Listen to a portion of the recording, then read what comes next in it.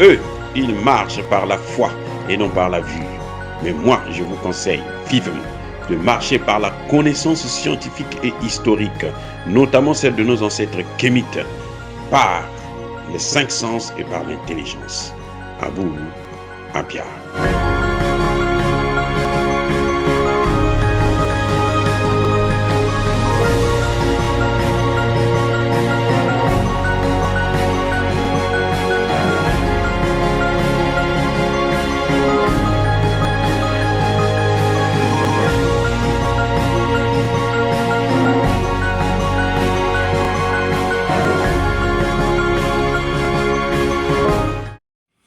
Otep à tous, bienvenue sur la chaîne des panafricanistes par essence, par conviction et par excellence.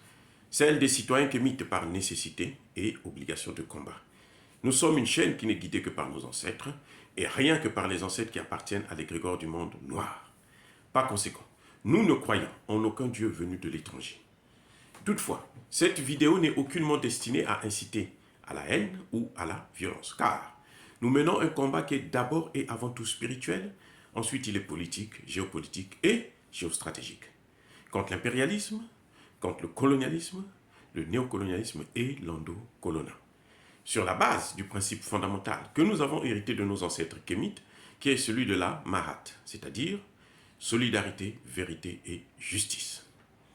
Vous êtes donc en droit de connaître la vérité et nous avons l'obligation de vous dire la vérité et rien que la vérité, afin que justice soit rendue au continent africain. Et ça, c'est notre modeste contribution dans cette noble lutte en faveur de la souveraineté, la dignité, la solidarité et l'unité africaine. Ça, c'est ce qu'on appelle le panafricanisme. Bien-aimés frères et sœurs, en quelques mots, très rapidement, je veux répondre à cette énième provocation, cette énième insulte d'Emmanuel Macron vis-à-vis des Africains. Emmanuel Macron vient encore une fois de plus de nous insulter. C'est-à-dire que c'est incroyable que ce type-là puisse se comporter ainsi. J'ai peur de penser qu'il a besoin plutôt d'un psychiatre que d'un médecin ordinaire. Parce qu'à ce point, s'adresser de cette manière, mentir aussi grossièrement, face à des gens qui comprennent bien, qui parlent bien sa langue, qui ont pour certains étudié dans son pays, ça relève de la schizophrénie. C'est une maladie mentale. Ce n'est plus un simple sardinisme. Un journaliste pose la question à Emmanuel Macron de savoir pourquoi il y a 2 poids 2 mesures dans le traitement du dossier ukrainien, notamment en ce qui concerne la livraison d'armes. Emmanuel Macron dit que lui, il pense que le 2 poids 2 mesures, ça va dans le sens contraire. C'est-à-dire qu'on aide plus l'Afrique en armement que l'Ukraine. Il condamne les pays africains parce que les pays africains, soi-disant, n'ont pas condamné, n'ont pas pris des sanctions contre la Russie. Quel est notre problème? Pourquoi les ennemis de l'Occident doivent être nos ennemis? Ça, c'est un. On n'est pas obligé de condamner la Russie. Si la Russie ne nous a jamais rien, je dis bien, jamais rien fait. Emmanuel Macron a oublié que ce sont eux qui nous ont pris en esclavage. Ce sont eux qui nous ont colonisés. Ce sont eux qui nous recolonisent. Ce sont eux qui, aujourd'hui, veulent prendre carrément l'Afrique, sont les Africains. Ce sont eux qui nous pillent nos matières premières. Ce n'est pas la Russie. Nous n'avons aucun problème avec la Russie. Et quand on regarde très bien, la Russie est en droit de protéger son territoire. Pourquoi l'OTAN est obligée de s'élargir jusqu'en Russie? Pourquoi? C'est pas à nous. Ça ne nous regarde pas. Ça, c'est un. 2.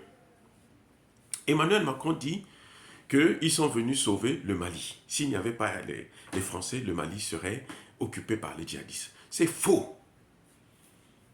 Pourquoi il ne vous dit pas que les djihadistes là qui sont rentrés, les terroristes là, viennent de la Libye et que ce sont eux qui les ont installés en Libye? Pourquoi il ne vous le dit pas? Donc il croit que nous sommes encore à l'ère au 19e siècle où nous on n'avait pas l'information. Maintenant nous avons l'information, nous savons ce qui se passe. Nous connaissons d'où nous venons, nous connaissons maintenant notre histoire. Emmanuel Macron ne peut pas. Ça, c'est une insulte à l'égard de l'intelligence africaine. Et je ne peux pas tolérer ça. Il dit, il n'y a pas 2 poids, 2 mesures. s'il y a 2 poids, 2 mesures, c'est au bénéfice des Africains. Emmanuel Macron a oublié qu'en France, là, dans des hôtels français, on sort des Africains réfugiés pour recevoir les réfugiés ukrainiens. Emmanuel Macron a oublié ça. C'est-à-dire que pour lui, je ne sais pas s'il a l'habitude au moins de regarder les infos sur leurs propres médias. Emmanuel Macron a oublié qu'en Ukraine, là, les Africains qui voulaient prendre le train pour sortir, pour fuir la guerre, on les a empêchés de sortir. On les a gardés sur place. Et certainement qu'il y en a qui sont morts, on ne veut pas nous le dire. Il a fallu que le Gabon puisse amener ce dossier au Conseil de sécurité pour que les gens regardent et se disent, mais attention, laissez-les au moins sortir. Ils sont pour rien. Ça n'a pas été le cas en Russie. Emmanuel Macron dit qu'il y a une coopération militaire entre la France et le Cameroun. Mais il ment. L'armée camerounaise est en train de s'équiper maintenant, depuis qu'il y a des accords avec la Russie. Sinon, l'armée camerounaise est affaiblie. Nous avons des hommes capables de faire la guerre, puisque nous sommes venus faire la guerre en France, pour sauver la France. Il dit qu'il a perdu des soldats français en Afrique, au Mali, dans le Sahel. Combien? 53. Et parmi les 53, écoutez-moi bien, parmi les 53, il y en a plusieurs qui ont été tués par les Français eux-mêmes pour justifier leur maintien sur le terrain. Ces malchanceux ont subi un sort indigne et criminel de la France pour que la France puisse se maintenir au Mali. Voyez? Mais nous, comme nous sommes partis sauver la France, là, on est mort par millions. Ce qui s'est passé au Mali, là, c'est ce qui s'était passé en Côte d'Ivoire. C'est le jeu des Français. À l'époque de Jacques Chirac, ils vont prendre des mercenaires ukrainiens, les mêmes Ukrainiens, là, qui vont venir bombarder la base militaire française, tuer 9 Français, je pense, 9 militaires français. Et on va accuser Laurent Gbagbo et l'armée ivoirienne. Chirac va décider de détruire la flotte militaire de la Côte d'Ivoire pour que les rebelles de Guillaume Soro et Alassane Ouattara puissent rentrer en Côte d'Ivoire, puissent prendre le pouvoir. On connaît le jeu là. Emmanuel Macron ne dit pas à l'auditoire que quand ils sont arrivés au Mali, c'était 5% ou 10% du territoire qui était occupé et que quand ils partaient là, quand le Mali les a chassés, 80% du territoire était occupé. Actuellement, le Mali a déjà récupéré au moins 60% de son territoire. Avec qui? Avec les Russes. Non, monsieur Emmanuel Macron, arrêtez de vous moquer de nous. Arrêtez de nous moquer. Restez chez vous, parce que vous n'allez rien résoudre. On n'a pas besoin de vous pour régler nos problèmes maintenant. Nous le savons, que vous êtes au contraire le problème, vous n'êtes pas la solution. Les problèmes africains trouveront leur solution en Afrique et par les Africains.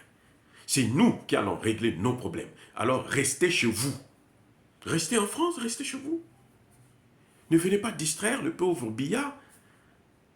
Ne venez pas distraire Patrice Talon. Non, restez chez vous. Emmanuel Macron vous dit quoi du CFA? Nous, on n'a pas besoin du franc CFA parce que c'est 500 milliards que l'Afrique donne à la France gratuitement. Non, on ne peut pas continuer comme ça suffit. Ces insultes-là, ces injures-là doivent s'arrêter. Et que les Africains qui pensent que, parce qu'ils bénéficient de la grâce d'Emmanuel Macron et de la France, qu'ils vont continuer à sacrifier l'Afrique, qu'ils sachent que nous ne laisserons plus jamais faire ce genre de comportement. Ils nous trouveront sur leur chemin d'une manière ou d'une autre. Mais est-ce que dire cela, c'est inciter à la haine ou à la violence? Non. Que Emmanuel Macron cesse de nous provoquer et de nous insulter. Parce que s'il nous insulte, nous allons répondre au coup par coup. Nous sommes une force tranquille. Yabakole Hervé, Yamaleme. Soyez bénis par le Dieu des Kémites. J'ai dit et j'assume.